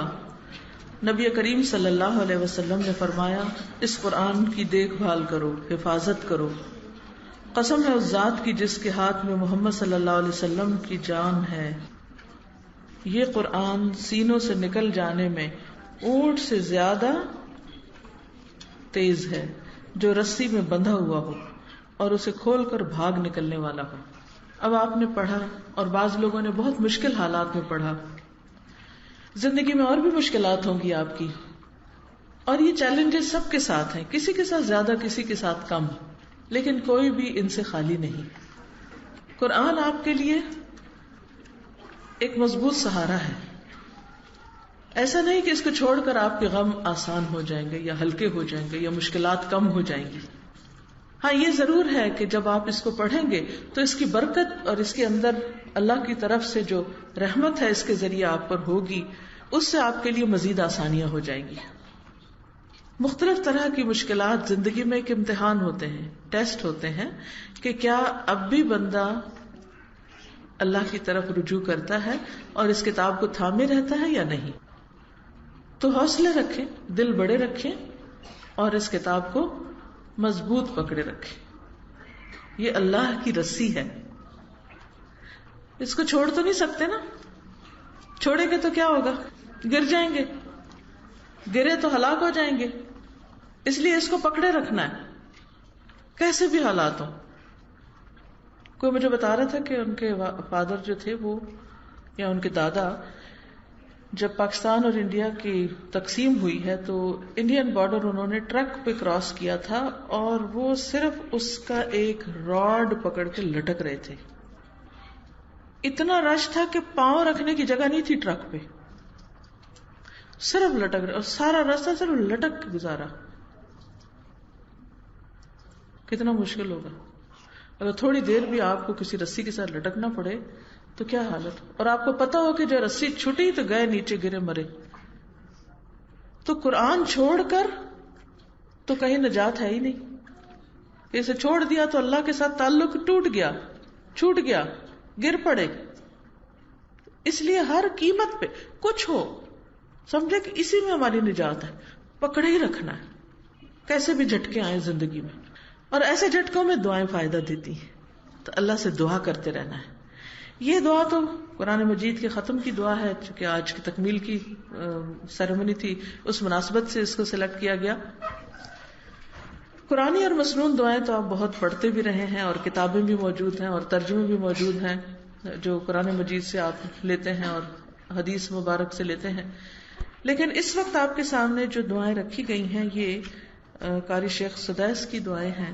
اس سال اللہ نے مجھے موقع دیا، رمضان میں اپنے گھر بلایا اور جس دن وہاں تک میل قرآن تھا اس موقع پر قاری سدیس نے یہ دعا پڑھی تھی اور دل پہ بہت زبردست اثر ہوا تھا. تو وہیں میں نے کھڑے کھڑے نیت کی کہ انشاءاللہ میں واپس جا کر اپنے اسٹوڈنٹس کے لیے اس دعا کو لکھوا کر اور ترجمہ کروا کر اس کو عام کروں گی، تاکہ جو مزہ مجھے آ رہا ہے اس وقت اور جو میری کیفیت ہے وہ ان کی بھی ہو اور ان کو بھی اس سے فائدہ پہنچے. تو یہی جذبہ تھا پیچھے جس کے نتیجے میں آج یہ کتاب آپ کے اس مبارک موقع پر آپ کے ہاتھ میں ہے. مجھے امید ہے آپ اس کی قدر کریں گے اور صرف اس کو آخری بار نہیں پڑھیں گے بلکہ وقتاً فوقتاً پڑھتے رہیں گے. ٹھیک ہے انشاءاللہ تعالی. آخر میں آپ کو سنوا بھی دیں گے لیکن ابھی ذرا اس کا ترجمہ پڑھ لیجئے. ٹھیک. اللہم اے اللہ، لک الحمد تیرے لیے ہے تعریف، کما جیسا کہ ہدیتنا تو نے ہدایت دی ہمیں، للاسلام اسلام کے لیے، چونکہ تو نے ہمیں اسلام کی طرف ہدایت دی ہے اس لیے ہم تیرا شکر ادا کرتے ہیں، تیری تعریف کرتے ہیں. وعلمتنا الحکمت والقرآن اور سکھایا تو نے ہم کو حکمت اور قرآن، تو نے ہمیں حکمت اور قرآن سکھایا، اس پر ہم تیرا شکر ادا کرتے ہیں. تو آپ دل سے شکر کریے اللہ کا کہ اللہ نے ہمیں قرآن عطا کیا ہے، اس پر شکر ہے، اللہ کی تعریف ہے. اللہم لک الحمد اے اللہ تیرے لیے ہے تعریف، حمد الشاکرین تعریف شکر گزار لوگوں کی، یعنی جیسے شکر گزار لوگ تیری تعریف کرتے ہیں ویسی ہی ہم بھی تعریف کر رہے ہیں. اب آپ دیکھیے کہ جو جو اللہ سے راضی ہوتا ہے، خوش ہوتا ہے، اس کو نعمت ملتی ہے اور وہ اللہ کی تعریف کرتا ہے تو وہ کیسے کیسے لفظ ہوں گے، کیسے کیسے جذبے ہوں گے. ہمیں پتہ نہیں ہمارے اندر وہ جذبات ہیں یا نہیں، اس لیے ہم کیا کہتے ہیں، یا اللہ ہم بھی ویسے ہی تیری تعریف کر رہے ہیں جیسے وہ کرتے ہیں یا جیسے ایک شکر گزار کو کرنی چاہیے. الذاکرین ذکر کرنے والے، التائبین توبہ کرنے والے، المستغفرین بخشش مانگنے والے، الصائمین روزہ رکھنے والے، القائمین قیام کرنے والے، راتوں کو اللہ کی خاطر کھڑے رہنے والے، لک الحمد حمدا حمدا، تیرے لیے تعریف، تعریف ہی تعریف، ولک الشکر شکرا شکرا، اور تیرے لیے ہے شکر، شکر ہی شکر، لک الحمد، تیرے لیے تعریف، انت قلتا، تو نے کہا فرمایا، وقولک الحق، اور تیرا قول حق ہے، سچ ہے، الحق المبین، جو بالکل واضح ہے، حق، یعنی تیرے جو بات ہے وہ بالکل واضح اور بالکل درست بات ہے۔ وَأَنْتَ أَصْدَقُ الْقَائِلِينَ، اور تو سب سے سچا ہے فرمانے والوں میں، بات کرنے والوں میں۔ قل، کہہ دو، صدق اللہ، اللہ نے سچ فرمایا، جو بھی کہا سچ کہا۔ مجھے وہ کسی خاتون کی بات نہیں بھولتی کہ جس کو قرآن پڑھنا نہیں آتا تھا، تو وہ کیا کرتی تھی، بزرگ ہو گئی تھی، پڑھنے کا کوئی موقع ذریعہ ہی نہیں تھا، تو وہ قرآن پاک کھول لیتی اور ہر لائن پر ہاتھ رکھتی جاتی اور کہتی، اللہ جو آکھے سچ آکھے، جو آکھے سچ آکھے۔ اب آپ دیکھیں کہ ایک شخص اپنے دل کے جذبات کس طرح ظاہر کرتا ہے، تو ہمیں بھی غور کرنا چاہیے کہ کیا ہم بھی پڑھنے کے ساتھ ساتھ یہ سوچتے ہیں کہ جو اللہ نے فرمایا سچ فرمایا۔ تو اگر نہیں کہا تو کہو قل صدق اللہ، کہہ دیجیے اللہ نے سب کچھ سچ کہا ہے۔ فاتبعوا ملت ابراہیم حنیفا، بس پیروی کرو ملت ابراہیم کی، ابراہیم علیہ السلام کے طریقے کی جو یکسو تھے۔ ومن اصدق من اللہ حدیثا، اور اللہ سے بڑھ کر سچی بات کس کی ہو سکتی؟ ومن اصدق من اللہ قیلا، اللہ سے بڑھ کر سچا قول کس کا ہو سکتا ہے؟ لا الہ الا اللہ، نہیں کوئی الہ مگر اللہ، المتوحد فی الجلال بکمال الجمال تعظیما و تکبیرا، المتوحد جو یکتا ہے، اکیلا ہے، فی الجلال جلال میں، بکمال الجمال کمال خوبصورتی کے ساتھ، تعظیماً بڑائی میں، و تکبیرا تعظیم میں، عظمت کے اعتبار سے، و تکبیرا اور بڑائی کے اعتبار سے، یعنی اللہ جو اپنے جلال اور کمال حسن میں یکتا ہے، اس جیسا کوئی اور ہے ہی نہیں، نہ کسی کا جلال نہ کسی کا حسن، عظمت کے اعتبار سے بھی اور بڑائی کے اعتبار سے بھی۔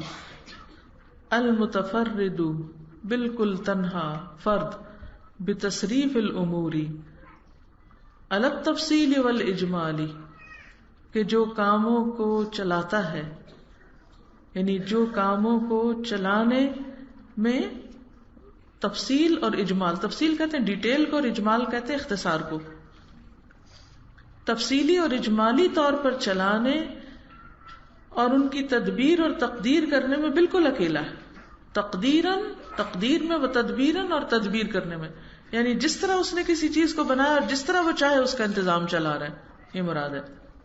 المتعالی بہت بلند، بعظمتہ اپنی عظمت کے ساتھ، ومجدہ اور بزرگی میں، الذی وہ جس نے نزل الفرقان علی عبدہ اتارا ہے فرقان کو اپنے بندے پر، لیکون للعالمین نذیرا تاکہ وہ ہو جائے سارے جہان والوں کے لیے ڈرانے والا، خبردار کرنے والا۔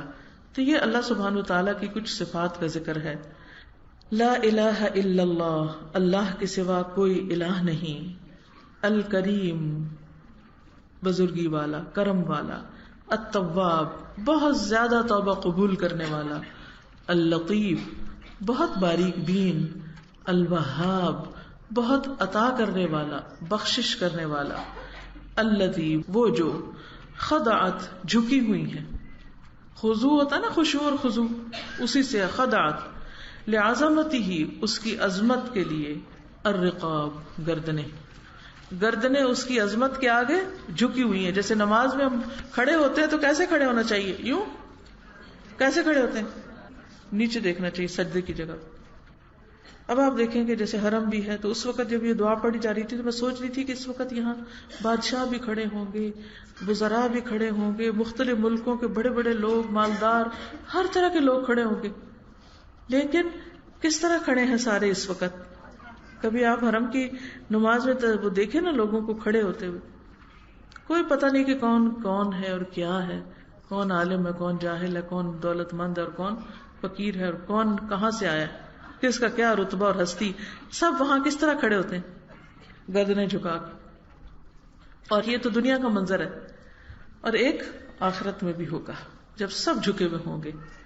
وَذَلَّتْ لِجَبَرُوتِهِ السِّعَابُ, اور ذلت کا معنی بھی مطیع, مطیع ہیں, جھکے ہوئے ہیں. لِجَبَرُوتِهِ, اس کے جبروت کے آگے, السِّعَابُ, بڑے بڑے دشوار لوگ, مشکل. وَلَانَتْ لِقُدْرَتِهِ, یہ لام جو ہے نا یہ قدرت کے ساتھ لگنا چاہیے, اس کو آپ ٹھیک کر لیں. یہ بعض اوقات رائٹنگ میں مسٹیک ہو جاتی ہے نا, لام الف لا, نون اور تے, لانت لقدرتہ, ٹھیک ہے. جیسے خدعت ہے نا اور ذلت, اسی طرح ہے لعنت. لعنت نہیں, لعنت لام الف نون تے, لین سے, نرمی سے. ولعنت لقدرتہ الشدائد السلاب,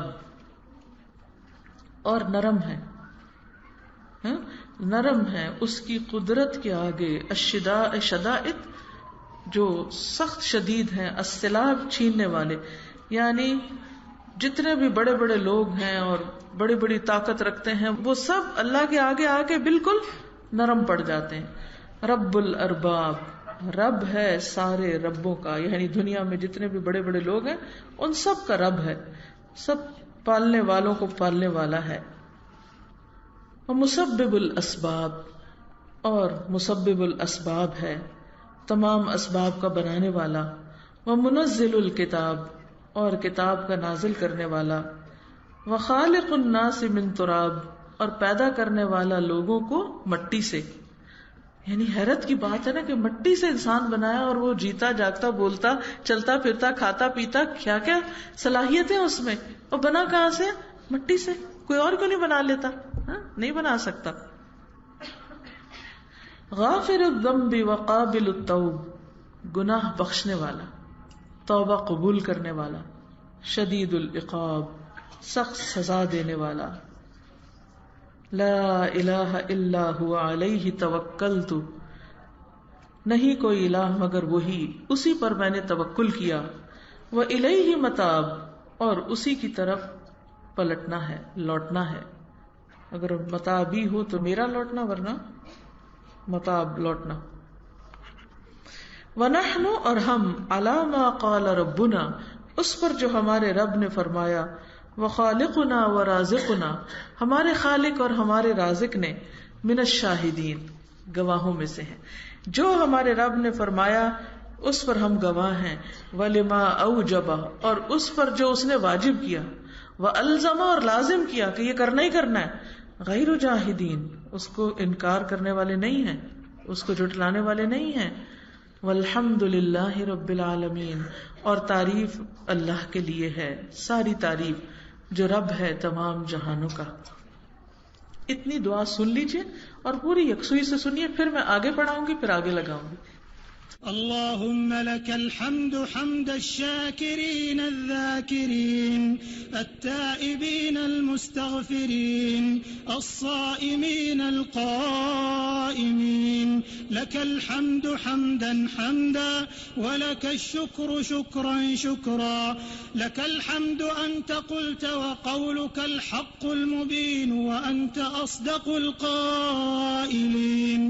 قل صدق الله فاتبعوا ملة إبراهيم حنيفا ومن أصدق من الله حديثا ومن أصدق من الله قيلا.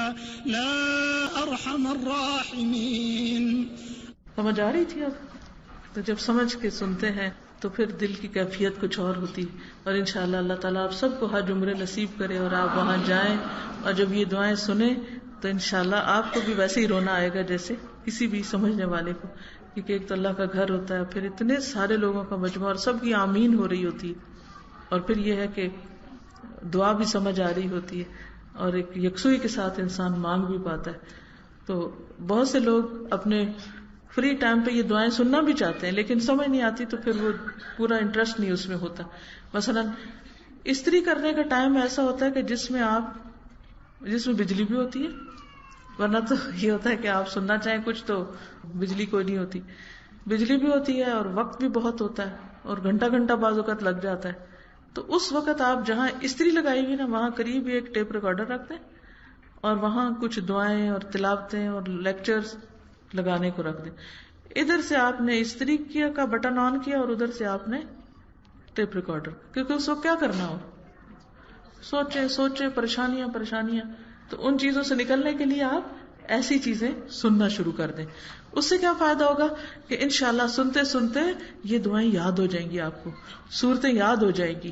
جو لیکچر آپ ویسے نہیں سن سکتے, گھر میں لا کے رکھے ہوئے ہیں, ٹائم ہی نہیں, وہ بھی آپ کے ہو جائیں گے. تو اگر آپ روزانہ یہ کام ایسا کرتے ہیں, یا کچن ہے یا کوئی بھی, تو اس میں آپ اپنے علم میں اضافے اور اپنے صلاحیتوں میں اضافے کے لیے ضرور کچھ نہ کچھ آگے بڑھیں.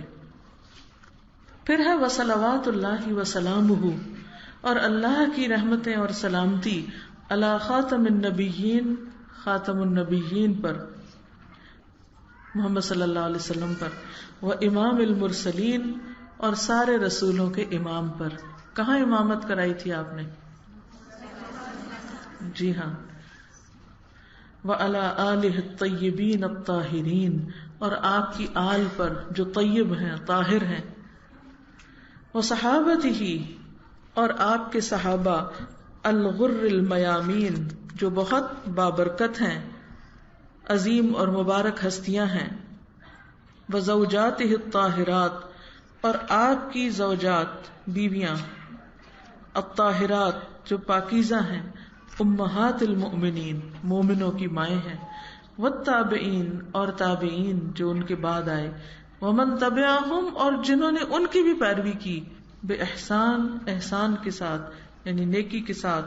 الی یوم الدین, قیامت کے دن تک. اللہم, اے اللہ, لک الحمد, تیرے لیے ہے تعریف. علی نعمک العظیمہ, تیری عظیم نعمتوں پر. وآلائک الجسیمہ, اور تیری بڑی بڑی نعمتوں پر. آلہ کس کو کہتے ہیں؟ نعمتیں. الجسیمہ, جسیم جسم سے ہے, یعنی بہت بڑی. حیث, جس طرح. انزلتا, تو نے نازل کی. الینا, ہماری طرف. خیر کتبک, اپنی بہترین کتاب. کون سی؟ قرآن مجید. وارسلت الینا, اور تو نے بھیجا ہماری طرف. افضل رسلک, اپنے بہترین رسول کو. وشرعت لنا, اور تو نے مقرر کی ہمارے لیے. افضل شرائع دینک, اپنے دین کی بہترین سب سے افضل شریعت, شریعتوں میں سب سے افضل. وجعلتنا, اور تو نے بنایا ہمیں. من خیر امت, بہترین امت میں سے. اخرجت للناس, جو لوگوں کے لیے نکالی گئی. وہدیتنا, اور تو نے رہنمائی کی ہماری. لمعالم دینک, اپنے دین کی نشانیوں کی طرف. معالم, نشانیاں. الذی لیس بہ التباس, وہ جس میں کسی قسم کا کوئی شک نہیں. ولک الحمد, اور تیرے لیے ہے تعریف. الا, اس بات پر. ما یسرتنا, جو تو نے آسان کی ہمارے لیے. من تلاوت کتابک العزیز, اپنی زبردست کتاب کی تلاوت. یعنی اس کا پڑھنا جو تو نے ہمارے لیے آسان کر دیا. اللہ کی رحمت تھی تو آپ کے لیے آسانی ہوئی نا, ورنہ مشکلات تو سب کے راستے میں کچھ نہ کچھ آئی ہوگی. تو اس پر بھی ہم تیرا شکر ادا کرتے ہیں. الذی لا یأتیہ الباطل من بین یدیہ ولا من خلفہ, وہ کتاب کہ اس کے آگے اور پیچھے باطل آ ہی نہیں سکتا. تنزیل, نازل کردہ ہے. من حکیم حمید, اس رب کی طرف سے جو حکمت والا قابل تعریف ہے. اللہم, اے اللہ. انا عبیدک, بے شک ہم سب تیرے غلام ہیں. بنو عبیدک, تیرے غلاموں کے بیٹے ہیں. بنو امائک, تیری امائک غلام عورتوں کے لیے استعمال ہوتا ہے, تیری بندیوں کی اولاد ہیں. نواسینا, ہماری پیشانیاں. بیدک, تیرے ہاتھ میں. نواسینا بیدک, ہماری پیشانیاں تیرے ہاتھ میں. یہاں آپ دیکھیے کہ ایک دعا کو جب وہ ریپیٹ کرتے نا بار بار تو ہم نے اسی طرح ڈال دی، ورنہ اصل دعا میں ایک ہی دفعہ ہے۔ نواسینا بیدک، ہماری پیشانیاں تیرے ہاتھ میں ہے، مادن چلتا ہے، فینا ہمارے معاملے میں، حکمک تیرا حکم، یعنی ہم پر تیرا ہی حکم چلتا ہے، جو تو چاہے ہمارے لیے ہوتا ہے، عدل عدل والا ہے، فینا ہمارے معاملے میں، قضاؤک تیرا فیصلہ۔ دیکھیے دنیا میں جو بھی ہمیں پیش آتا ہے نا وہ اللہ کے اذن سے ہی ہوتا ہے، اس کا فیصلہ ہوتا ہے، تو اس کو ایکسپٹ کر لینا یہ انسان کی بہت بڑی گریٹنس ہوتی، اور اللہ اس بندے سے راضی ہو جاتا ہے جو اللہ کے فیصلوں پہ راضی ہوتا ہے، اگرچہ بہت مشکل ہوتا ہے، لیکن اگر ہم نہ بھی ایکسپٹ کریں تو حقیقت تو نہیں بدلتی نا، وہ تو ویسے ہی رہے گی۔ کوئی بیماری، کوئی خاندان میں کوئی پریشانی، کوئی گھر کے اندر کوئی ایسی تکلیف کہ جو ہمارے لیے ناقابل برداشت ہو، تو اس وقت ہم کہتے ہیں نا بس یہ تو برداشت سے باہر ہے، یہ نہیں کہنا چاہیے، کیونکہ اللہ کو پتا تھا کہ برداشت میں ہے یا نہیں ہے، ٹھیک ہے نا۔ تو ان سب چیزوں کو کہنا کہ اللہ اگر یہ ہوا میرے گھر میں تیرے اذن سے ہوا اور تیرا فیصلہ، میں اس پہ بھی راضی، میں راضی، تاکہ تو مجھ سے راضی ہو جا۔ نسألک اللہم بکل اسم ہوا لک، اے اللہ ہم تجھ سے سوال کرتے ہیں ہر نام کے ساتھ جو تیرے لیے ہے، یعنی تیرے جتنے بھی اسماء حسنی ہیں ان سب کا واسطہ دے کر تجھ سے سوال کرتے ہیں۔ سمیت بہ نفسک، جو تو نے اپنے نفس کے لیے، اپنی ذات کے لیے نام رکھا خود تو نے، او انزلتہ فی کتابک، یا تو نے اپنی کتاب میں اس کو اتارا، او علمتہ احدا من خلقک، یا تو نے اس کو اپنی مخلوق میں سے کسی کو سکھایا، علمتہ تعلیم دی، اب استأثرت بہ فی علم الغیب عندک، یا تو نے ترجیح دی اس کو اپنے علم غیب کے لیے، یعنی کسی کو بھی نہیں بتایا، اپنے پاس ہی صرف اس کو پتا ہے۔ انت جعل القرآن، ان سارے ناموں کا واسطہ دے کے ہم تجھ سے ایک دعا کر رہے ہیں، کیا کہ تو بنا دے قرآن عظیم کو، انت جعل القرآن العظیم، کیا بنا دے، ربیع قلوبنا، ہمارے دلوں کی بہار، ونور صدورنا، اور ہمارے سینوں کا نور، وجلاء احزاننا، اور ہمارے غموں کو دور کرنے کا ذریعہ، غموں کا مداوا، وذهاب همومنا وغمومنا، اور ہمارے دکھوں اور فکروں کا مداوا، غم اور فکر اور پریشانی، ہم ہوتا ہے جو آئندہ کے لیے ہو، غم ہوتا ہے جو ماضی میں ہو چکا ہو، یعنی کبھی پچھلی باتیں پریشان کرتی ہیں، کبھی آئندہ کی فکریں ستاتی ہیں۔ اللہ قرآن کو ہمارے دل کی ایسی بہار بنا کہ یہ سارے غم چلے جائیں، وقائدنا، اور ہمارا قائد، لیڈر، ودلیلنا، اور ہمارا رہنما، الیک، تیری طرف، یعنی ہمیں تیری طرف لے جائے قرآن، وإلی جناتک جنات النعیم، اور تیری جنتوں کی طرف جو نعمتوں والی جنتیں ہیں۔ اللہم، اے اللہ، ذکرنا، ہمیں یاد کرا دے، منہ، اس میں سے، ما نسینا، جو ہم بھلا دیے گئے، وعلمنا، اور ہمیں سکھا دے، منہ، اس میں سے، ما جہلنا، جو ہم نہیں جانتے، جس سے ہم لا علم ہیں، وارزقنا تلاوتہ آناء اللیل، اور عطا کر ہمیں اس کی تلاوت رات کی گھڑیوں میں، رات کو بھی پڑھا کریں، وہ اطراف النہار، اور دن کے کناروں پر، یعنی دن کے دونوں کناروں پہ، علی الوجہ، اس طریقے پہ پڑھیں، الذی یرضیک عنا، جو تجھے ہم سے راضی کر دے، یعنی جس سے تو راضی ہو جائے۔ اللہم، اے اللہ، اجعلنا، بنا دے ہم کو، ممن، ان میں سے جو، یحل حلالہ، اس کے حلال کو حلال کرتا ہے، ویحرم حرامہ، اور اس کے حرام کو حرام سمجھتا ہے، اللہ ہمیں اس کو ویسا ہی لینے کی توفیق دے، ویؤمن بمتشابہ، اور اس کے متشابہ پر ایمان رکھتا ہے، ویعمل بمحکمہ، اور اس کے محکم پر عمل کرتا ہے، یعنی قرآن پاک میں 2 طرح کی آیات ہے نا، متشابہات اور محکمات، تو محکم پر عمل کرتا ہے اور متشابہ پر ایمان لاتا ہے، شک نہیں کرتا، وَيَتْلُوهُ، اور اس کی تلاوت کرتا ہے، حق تلاوتہ، جیسا اس کی تلاوت کا حق ہے، علی الوجہ، اس طریقے پر، الذی یرضیک عنا، جو تجھے ہم سے راضی کر دے، جو تجھ کو ہم سے راضی کر دے۔ اللہم، اے اللہ، اجعلنا، بنا دے ہم کو، ممن، ان لوگوں میں سے، یقیم حروفہ، جو اس کے حروف کو قائم کرتا ہے، وہ حدود ہو اور اس کے حدود کو، یعنی تلاوت بھی اچھی کرتا ہے اور احکام بھی مانتا ہے. ولا تجعلنا، اور نہ بنا ہم کو، ممن، اس میں سے، یقیم حروفہ، جو اس کے حروف کو تو قائم رکھتا ہے، یعنی حروف تو بڑے اچھے ہیں، مخارج بڑے اچھے ہیں، خوب اچھی طرح تلاوت کرتا ہے، وَيُضَيِّعُ حُدُودَهُ، اور اس کی حدود کو ضائع کر دیتا ہے، یعنی عمل نہیں کرتا. اللہم، اے اللہ، اجعلنا من اہل القرآن، ہمیں اہل قرآن میں سے بنا لے. الذین ہم اہلک وخاصتک، وہ جو تیرا کنبہ اور تیرے خاص بندے ہیں، یعنی خاص تیرے لوگ. وخاصتک یا ذا الجلال والاکرام، اے بزرگی اور عزت والے رب. اللہم، اے اللہ، اجعلنا، بنا دے ہم کو، ممن، ان لوگوں میں سے، یقرأ القرآن، جو قرآن پڑھتا ہے، فیرقا، پھر چڑھتا ہے، ولا تجعلنا، اور نہ ہمیں بنا، ممن یقرأ القرآن، جو قرآن پڑھتا ہے، اس میں سے جو قرآن پڑھتا ہے، فیشقا، پھر بدبخت ہو جاتا ہے. یا ارحم الراحمین، اے ارحم الراحمین.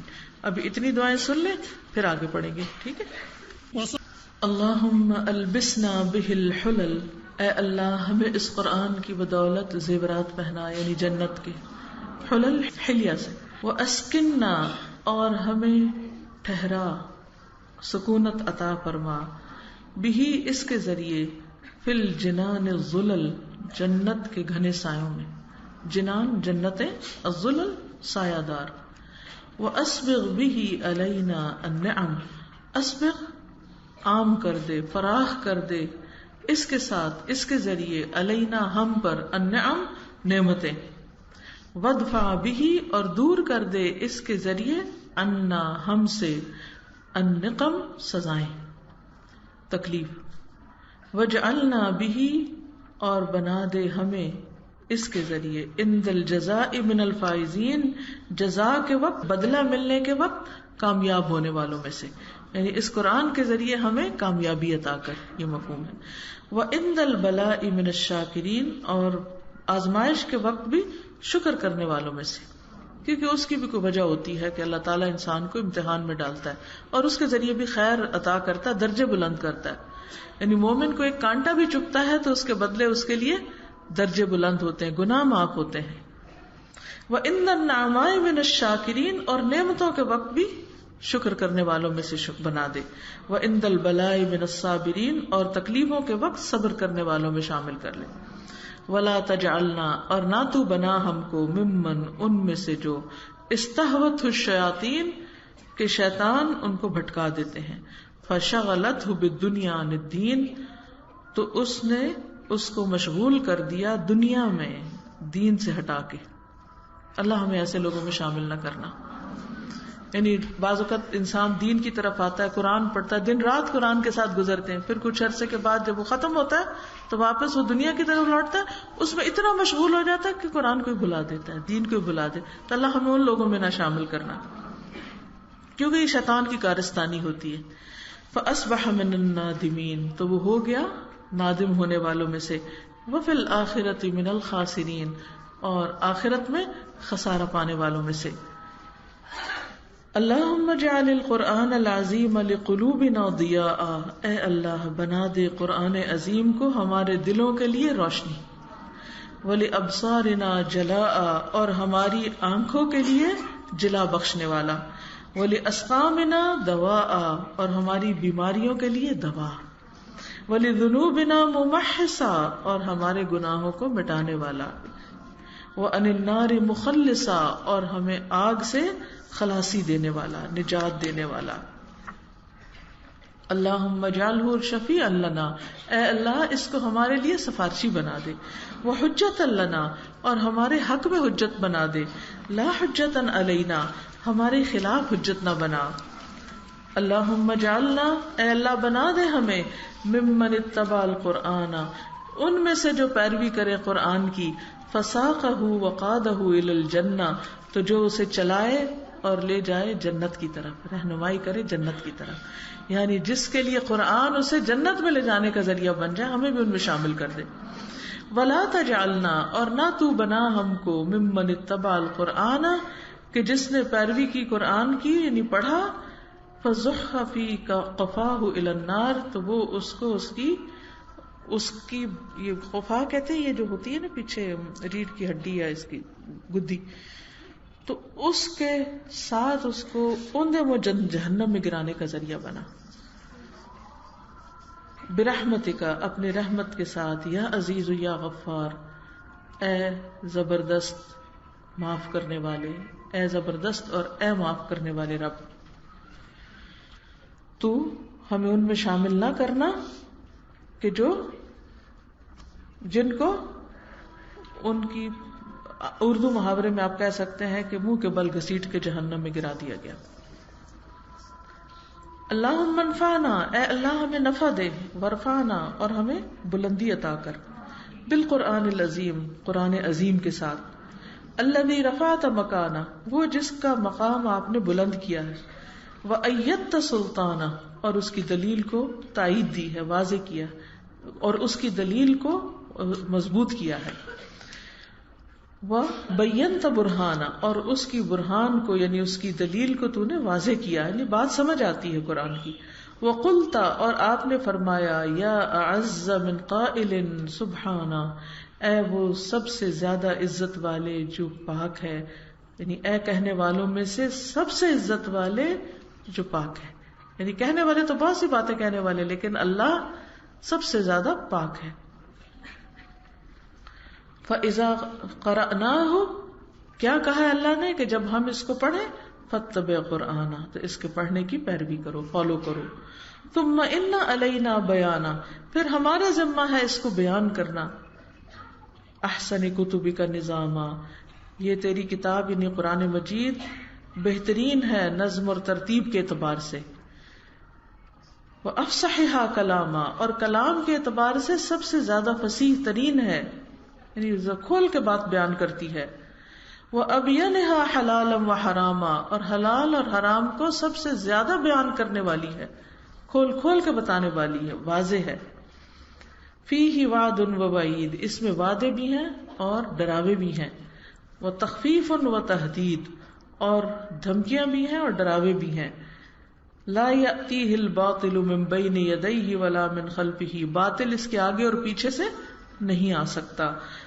تنزیل من حکیم حمید، یہ حکمت والے قابل تعریف رب کی طرف سے نازل کردہ ہے یہ قرآن. اللہم اوجب لنا بہ الشرف المزید، اے اللہ اس کتاب کے ذریعے ہمیں مزید شرف عطا فرما. اللہم اوجب لنا بہ الشرف المزید، اے اللہ ہمیں اس کتاب کے ذریعے مزید شرف عطا کر. والحقنا بکل بر سعید، اور ہمیں ہر نیکوکار اور خوشبخت کا ساتھ دے اس کے ذریعے، یعنی نیک لوگوں کی مجلس اور کمپنی عطا کر، دوستی عطا کر. بر کہتے ہیں نا نیک، سعید خوش قسمت. ووفقنا للعمل الصالح، اور ہمیں توفیق دے عمل صالح کی، الرشید جو درست ہے، بالکل سیدھا. اللہم اجعلنا، اے اللہ بنا ہم کو، بتلاوت کتابک منتفعین، کہ جو تیری کتاب کی تلاوت سے نفع اٹھانے والے، جنہوں نے قرآن پڑھ کے فائدہ اٹھایا، یعنی اجر و ثواب کمایا، علم حاصل کیا، عمل کی راہیں دی، روشنی ملی ان کو، صحت اور شفا اور خیر و برکت اور بھلائی ملی. وَإِلَى لَذِيذِ خِطَابِهِ مُسْتَمِعِينَ، اور اس کے مرغوب کلام کو سننے والا، یعنی اتنا لذیذ کلام ہے کہ جس کو سنتے ہوئے دل نہیں بھرتا. وَلِأَوَامِرِهِ، اور اس کے احکام، وَنَوَاهِهِ، اور اس کے نواہی یعنی جن چیزوں سے روکا ہے اللہ نے، خاضعین، اس کے آگے جھکنے والے. کیونکہ بعض لوگ ہوتے ہیں انہیں کوئی بات بتائی جائے قرآن کی تو وہ کیا کرتے ہیں، اکڑ پڑتے ہیں، اور کچھ لوگ سن کے جھک جاتے ہیں اور عمل کرتے ہیں. وَعِنْدَ خَتْمِهِ مِنَ الْفَائِزِينَ، وَعِنْدَ خَتْمِهِ مِنَ الْفَائِزِينَ، وَعِنْدَ خَتْمِهِ مِنَ الْفَائِزِينَ، اور اس کے ختم کے وقت کامیاب ہونے والے، اور اس کے ختم کے وقت کامیاب ہونے والے، اس کے ختم سے کامیاب ہونے والے. وَلِثَوَابِهِ حَائِزِينَ، اور اس کے ثواب کے سمیٹنے والے، جمع کرنے والے. وَلَكَ فِي جَمِيعِ أُمُورِنَا رَاجِعِينَ، اور تیرے لیے تمام ہر کام میں اپنی طرف رجوع کرنے والا ہمیں بنا دے. وَلَكَ فِي جَمِيعِ شُهُورِنَا ذَاكِرِينَ، اور ہمارے تمام مہینوں میں ہمیں اپنا ذکر کرنے والا بنا دے. یعنی صرف رمضان کے نمازی نہ ہو یا قرآن پڑھنے والے، یا صرف کورس کے وقت قرآن پڑھنے والے نہ ہو، بلکہ سال کے 12 مہینوں میں قرآن پڑھنے والے ہوں. برحمتک یا ارحم الراحمین، اپنی رحمت کے ساتھ اے ارحم الراحمین. لگا دیں. اللہم اے اللہ، انقلنا بالقرآن الکریم، منتقل کر دے ہمیں قرآن کریم کے ساتھ من الشقاء بدبختی سے الی السعادت خوش قسمتی کی طرف. یعنی اس قرآن کے ذریعے ہماری بدبختی کو خوش قسمتی سے بدل دے. ومن النار الی الجنہ، اور آگ کو جنت سے بدل دے. ومن البدعۃ الی السنہ، اور بدعت کو سنت سے بدل دے. یعنی اس قرآن کی برکت سے، اس کی بدولت سے، اس کے علم سے.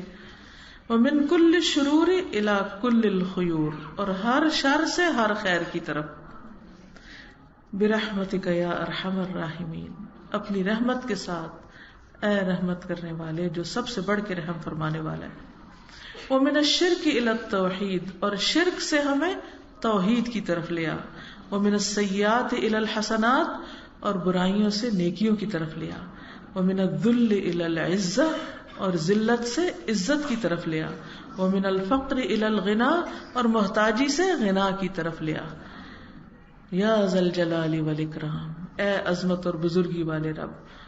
ومن انواع الشرور کلھا، اور شر کی ہر قسم سے نکال کے الی انواع الخیر کلھا، خیر کی ہر قسم کی طرف ہمیں لے جا.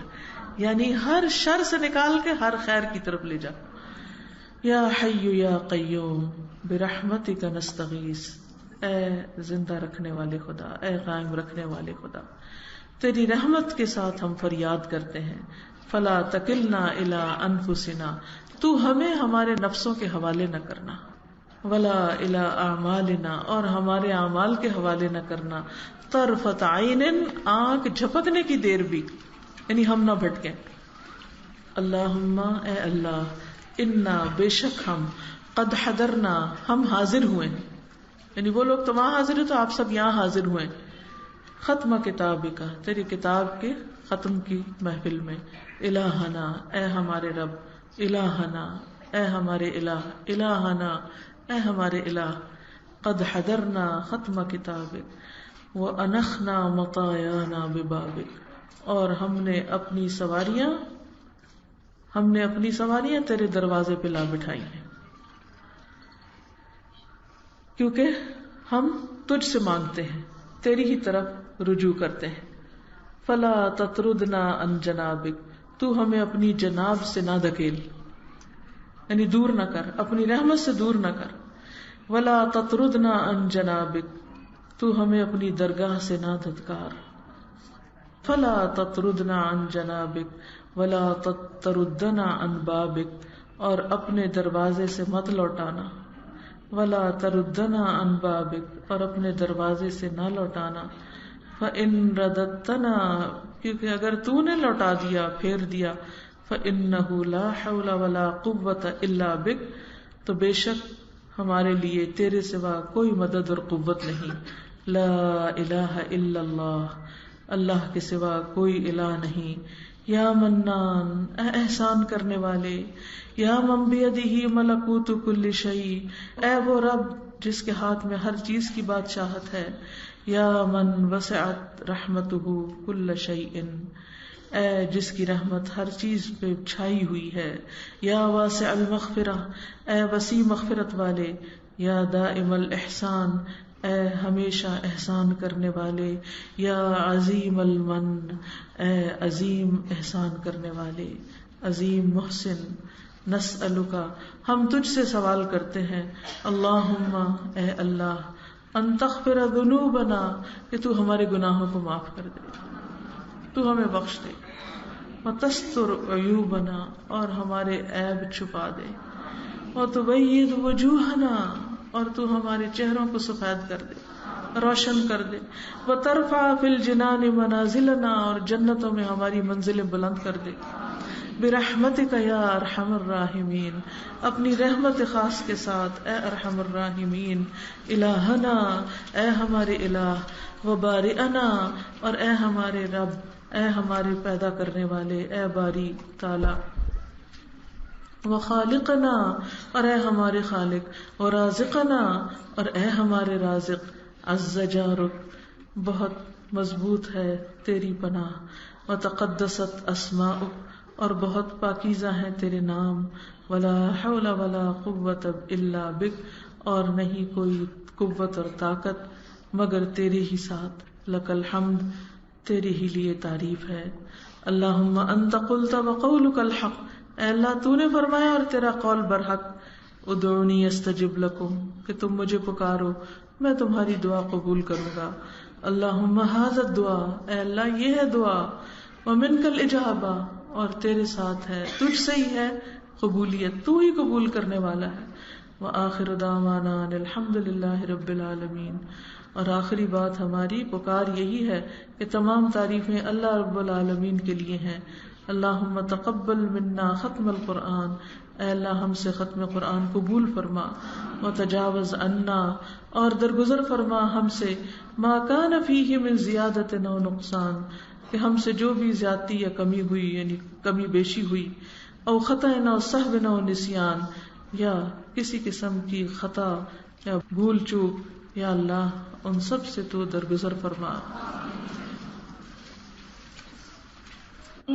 اللہ تعالیٰ ہم سب کو صحت اور تندرستی عطا فرما، ہمارے ایمان میں اضافہ فرما، ہمارے اخلاص، توکل، یقین اور تقوی میں اضافہ فرما۔ اللہ ہمارا ہر دن پچھلے دن سے زیادہ بہتر ہو، ہم ایمان اور عمل صالح میں ترقی کریں۔ اللہ ہماری اولادوں کو بھی ہدایت دے، اللہ انہیں سیدھے راستے پر چلا، اللہ انہیں اپنے دین کے کام کے لیے چن لے۔ یا رب العالمین تو ہماری آخرت اچھی کر دے، اللہ رزق حلال عطا فرما، ہر حرام سے بچا۔ یا رب العالمین تو ہمارے گناہوں کو معاف کر دے، ہماری خطاؤں سے درگزر فرما دے۔ اللہم اکفنا بحلالک عن حرامک واغننا بفضلک عمن سواک۔ یا اللہ جتنی بھی بہنیں آئی ہیں سب کا آنا قبول فرما، سب کو بہترین جزائے خیر عطا فرما۔ جنہوں نے اس مجلس کا اہتمام کیا ہے یا اللہ انہیں اس کی بہترین جزا عطا فرما، جنہوں نے اپنا وقت اور مال لگایا یا اللہ ان سب کا قبول فرما۔ یا اللہ ان بچیوں نے اتنا وقت لگا کر جو پڑھا ہے، سیکھا ہے، سمجھا ہے اور ہر تکلیف میں اس کام کو جاری رکھا ہے، یا اللہ انہیں آئندہ زندگی میں بھی استقامت نصیب فرما اور اس قرآن کی برکتیں انہیں دنیا اور آخرت میں دکھا۔ یا اللہ ہم سب کو توفیق دے کہ ہم آگے تیرے باقی بندوں تک اس خیر اور بھلائی کو لے جائیں۔ یا حی یا قیوم برحمتک نستغیث۔ اللہ وہ دعائیں بھی قبول فرما جو ہم مانگ چکے ہیں اور وہ بھی جو ہم وقت کی کمی کے باعث مانگ نہیں سکے۔ یا اللہ تو ہمارے دلوں کے حال اور ہماری ضروریات کو جانتا ہے، اللہ تو اپنی رحمتوں سے پورا کر دے۔ ربنا تقبل منا انک انت السمیع العلیم وتب علینا انک انت التواب الرحیم، وصلی اللہ تعالی علی خیر خلقہ محمد وعلی آلہ واصحابہ واہل بیتہ اجمعین برحمتک یا ارحم الراحمین۔ الہی آمین۔ سبحانک اللہم وبحمدک نشہد ان لا الہ الا انت نستغفرک ونتوب الیک۔ السلام علیکم ورحمۃ اللہ وبرکاتہ۔